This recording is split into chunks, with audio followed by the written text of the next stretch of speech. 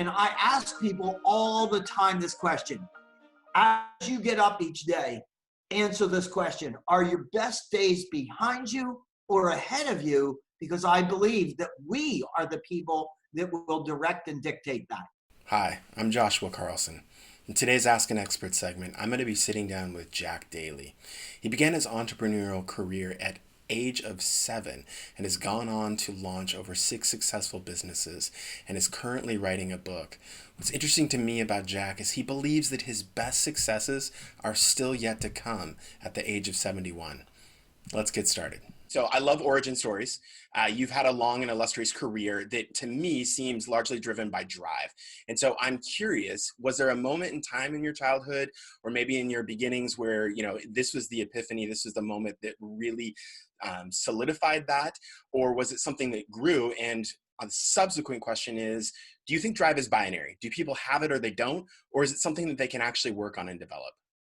Gosh, I love this whole start. Okay. So, to the first query, Yep. At 7 years old, I watched little girls making potholders and knocking on doors and selling them moms and grandmoms. Okay. And I said, these things are easy to make, so I'm going to make some. And I knocked on the doors, and the grandmoms and the moms said, well, I bought from Mary and Sally and Susie. And I said, well, you never bought from a little boy because I'm the only little boy that makes these things and sells them. So you got to have at least one, if not two, made by little boys. So do you want one or two? So that introduced me to sales, and I owned the market. Well, the other girls shared the market. And when you own the market, you can charge anything you want. So Sure. At 7 years old, that kind of energy is already in me, right? But Yep. Here's where I really want to take this. At 13 years old, I had already built a company. I had 5 employees. They were doing all the work, and I kept 70% of the money, and I had time on my hands. So I became a caddy at the local private country club. Okay. And I thought I knew what the job was. Carry the clubs, find the ball, tend the flag, rake the traps, all of those types of things. But what I really realized, and I'm the oldest of 5 kids, we grew up in a very, I would say, less than average income family. Okay. And I witnessed people playing golf on Wednesdays and Fridays and the weekends, and they're the same characters, and they're driving nice cars, they're living in nice homes. And my dad is working 6 days a week just to put clothes and put food on the table. Right. And I'm saying, gosh, there are ways that you can live life differently. And if I had a choice between living the life my dad was living and living the life these guys were living, that's an easy call. But at 13 years old, if I tried to get an appointment to come by their company or their office and knock on the door and say, can I, shoot the bull with you or chat with you, I'm probably not going to get it done. But guess what? They came to my office every day. It was called the golf course. Yeah. And I walked beside them for 4 hours, 4.5 hours while they play golf.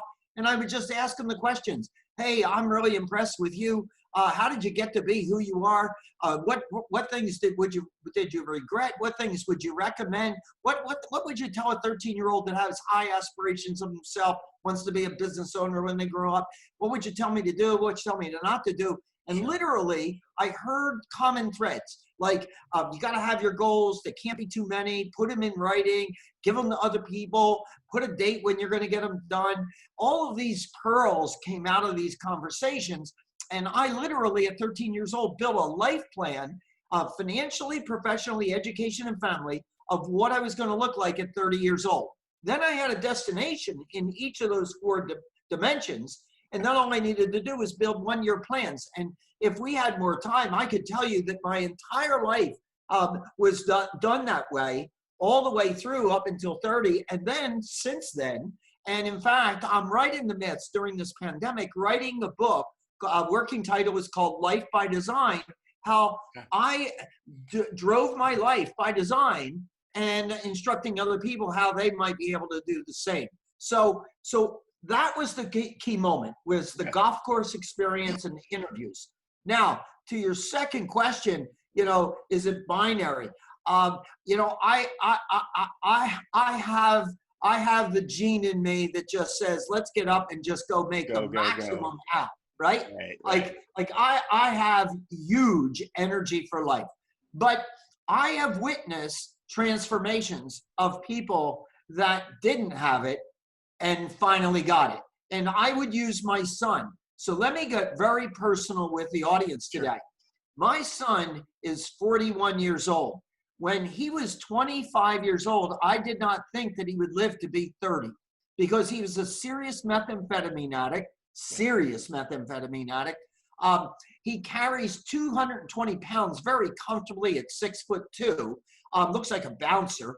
I saw him go to 140 pounds and lost all his teeth to the drug by the time he was 23.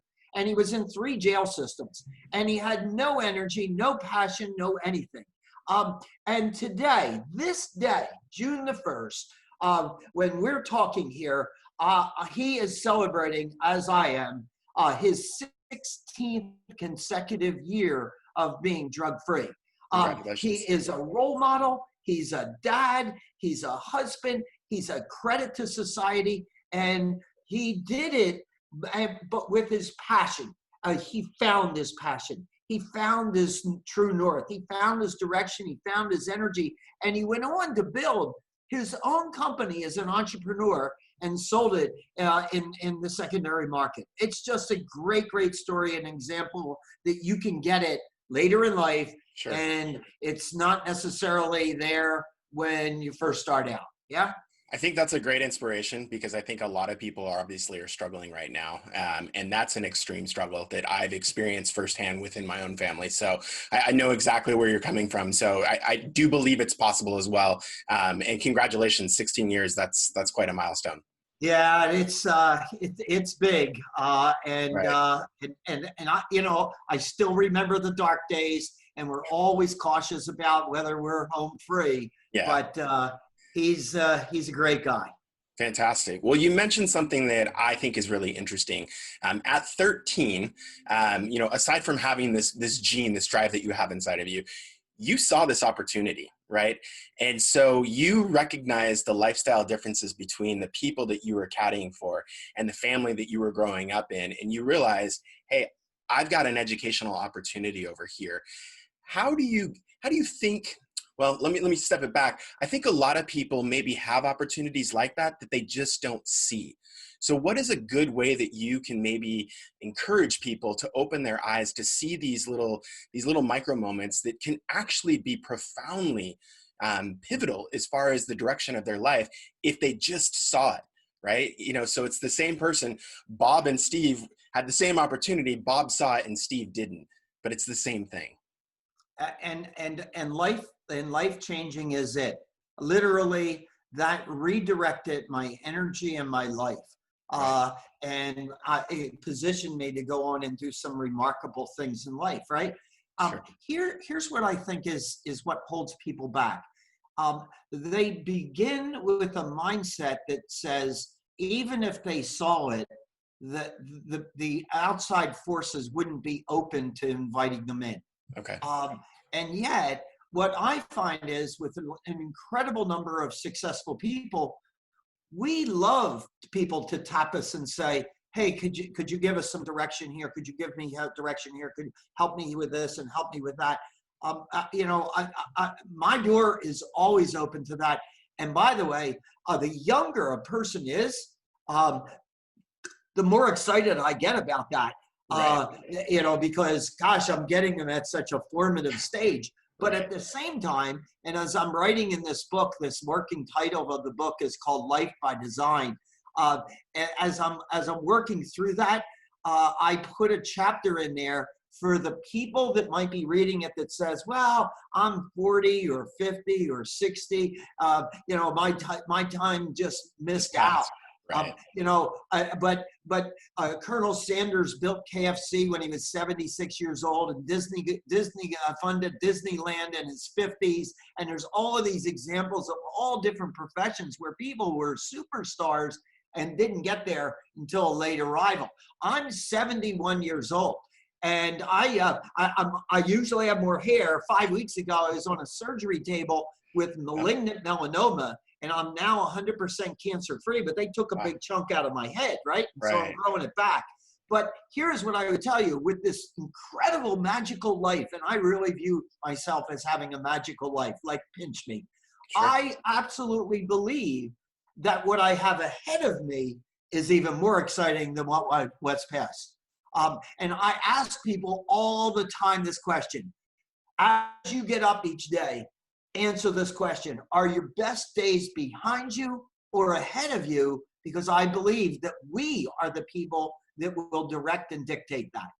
Well, that's good advice. And I think that that's definitely, we need more of that today, especially with everything that's happening. So my next question, and this is an understatement, you've participated in a lot of Ironmans and marathons. I think if I did the math right, at least in marathons alone, you've done over 2,500 miles.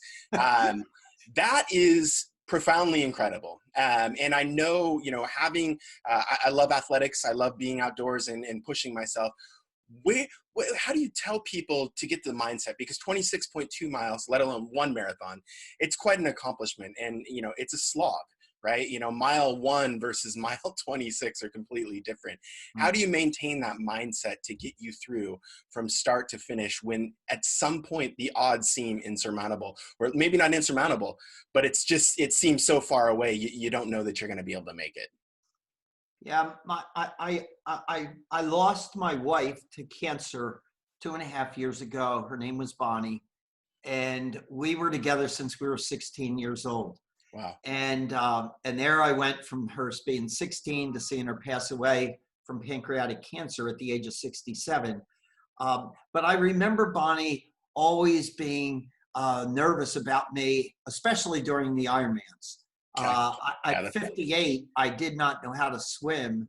And in the next 8 years, went on to do 15 full Ironmans, 140.6 miles, swim, bike, run, right? Yeah. And Bonnie said, I said, well, why do you go to every race and why are you so anxious? And she said, because you're so driven by crossing the finish line that I'm afraid that when your body might send you signals that says you're in trouble physically, you'll override them, right?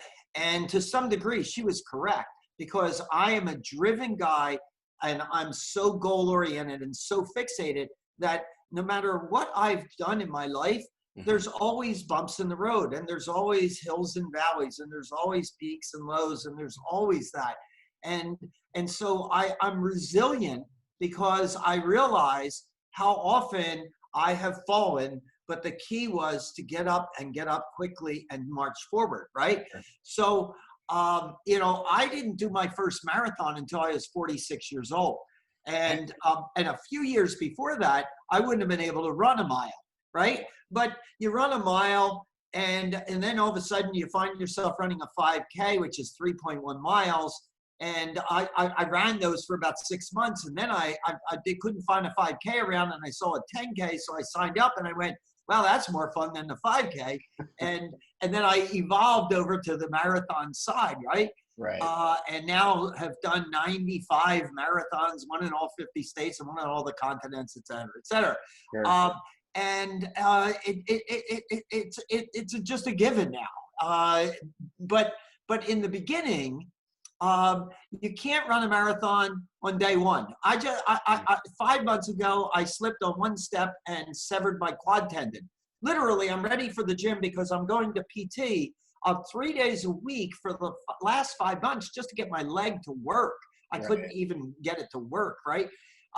And so I'm out now and I'm doing some running, but it's an embarrassment compared to what I used to be able to do.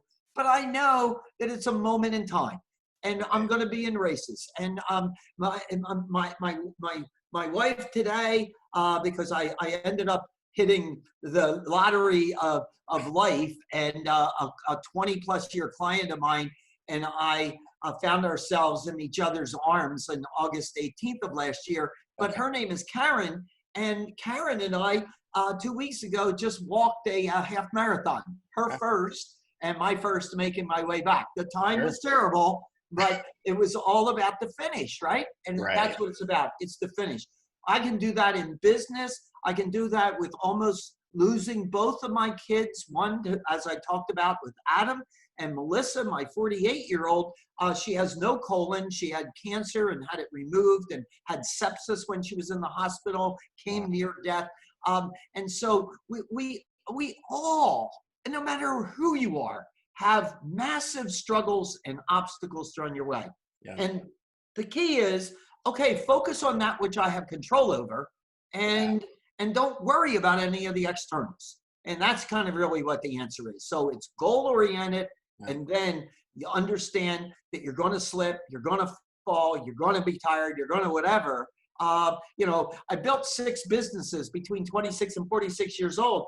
And you get on stage as a speaker and you talk about how successful they were. But, the year that we were recognized as Entrepreneur of the Year from Ernst & Young, and we're the 10th fastest growing company in the United States, I don't tell this from the stage, but within that same year, I stood in front of my 275 employees and let 240 go in a single day, and then had to rebuild the company. Right. So life happens, and you have to deal with it, right?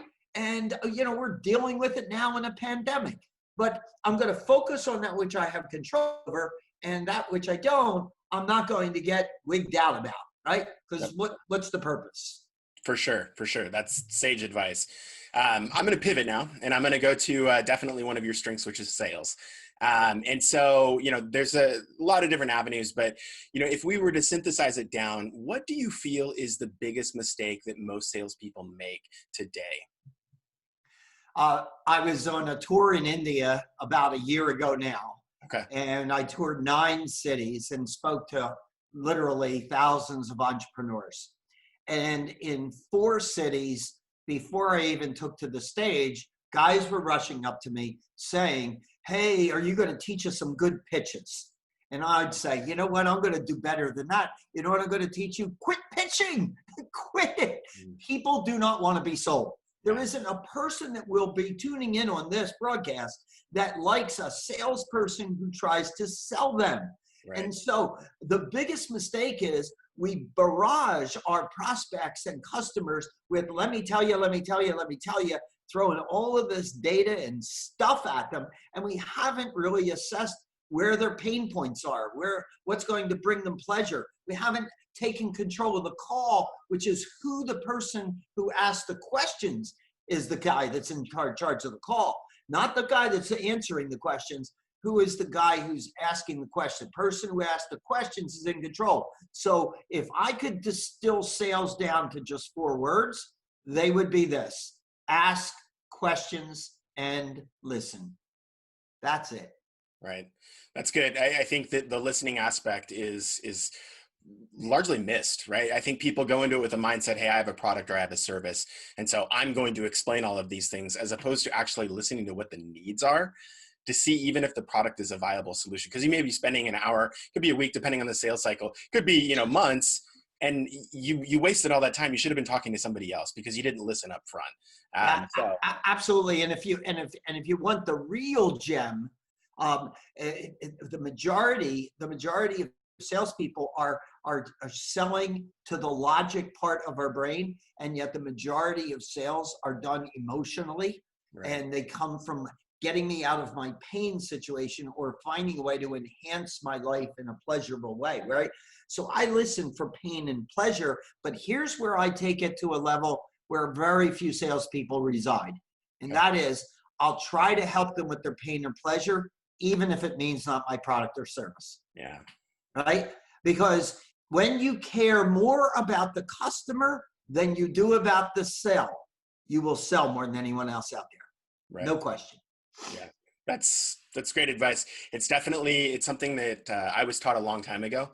It's difficult, especially for younger people, to really appreciate that value, because I think they're so hungry and they have quotas and, they just, I got to close right now. But it's like, no, if you can literally help this, if you build a relationship, the sales will follow. Even if the relationship, you're not getting a sale today, it's not next year. I just got a call from somebody a decade ago. I'd helped him with a need and he called me, and that's just something that it's difficult, but once you learn that, you start seeing it manifest itself.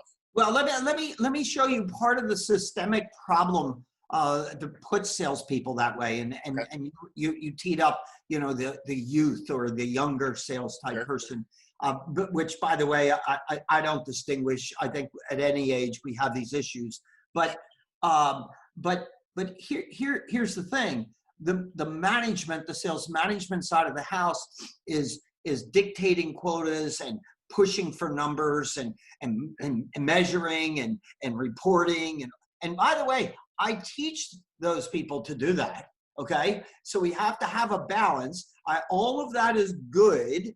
But what happens is you have to put it and make sure that you communicate in the context of balance. And the balance is this: don't try to close people quickly and don't try to just manhandle them into the closing table.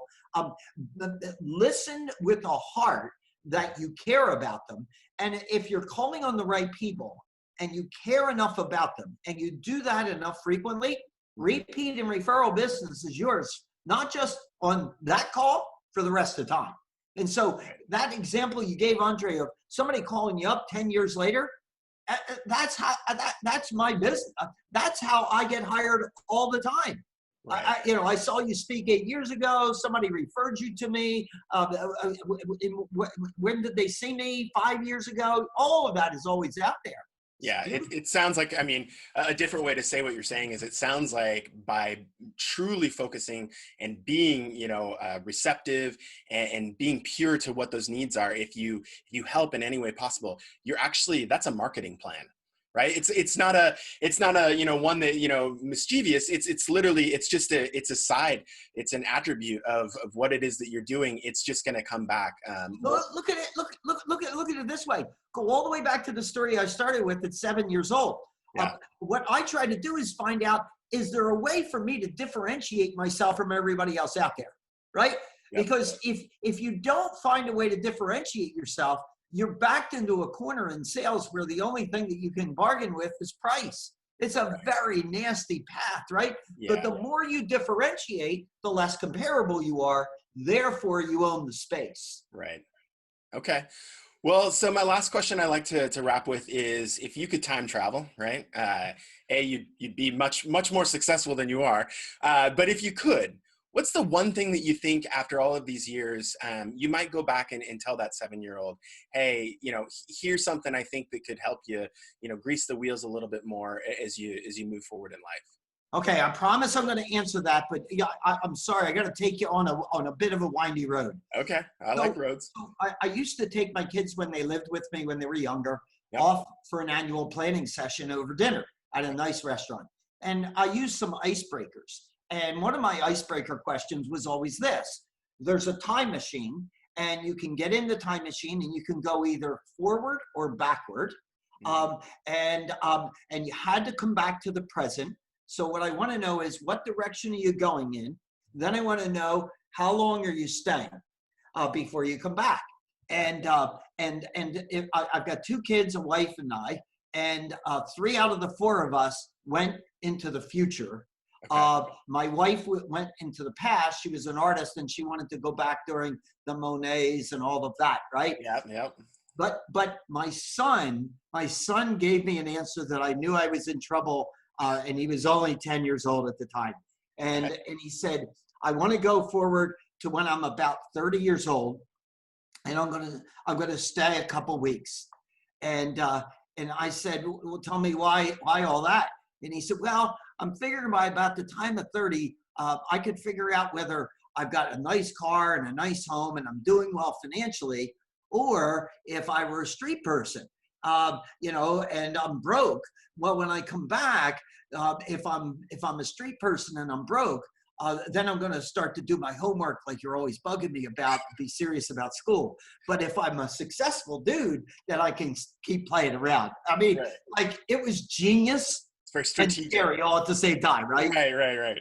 So the way you asked the question was, I was going back in time, and I'm not a go back in time guy. In fact, I say to people all the time, my car has no rear view mirror because I have no control over the past. What I have control over is the future. And so I'm a windshield forward guy, right? Yeah. And in fact, if you went to my website, I have my bucket list on there. And on there, it says that I'm going to live to 125 years old. And I put that on there when I was 28, because what I said at 28 years old is if I lived a healthy lifestyle between 28 and 75, Yeah. by the time I got to 75, medical science would figure out how to take me to 125. But if I hand them an old, broken down, old, sick man, they wouldn't inject the science, right? Yeah. So I'm all about going forward. Now, with all that detour, how far would I go back, and what advice would I give to this kid? To this kid, what I would tell me, and this is very personal, is that don't be afraid to shout out your accomplishments. And I can tell you that I was of the belief that if I was hardworking enough and just put my nose to the grindstone and was smart enough, that the recognition of that would take place, the rewards would take place, and that's not necessarily true. Right. Don't be afraid to put out your accomplishments out there. Be proud of what you do, and shout it out. Create your brand, right? Sure. Yep. Create your brand. I like that. That's a good place.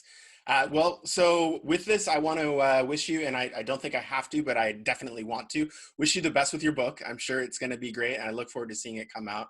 And I thank you for coming on. It's great being able to pick the brain of somebody like you. Every once in a while, I get to do something like this, and I will tell you, Andre, that your demeanor and questions and where you took us on this short journey was one of the best. So thanks for having me. I appreciate that. Really cool. Thank you. You bet.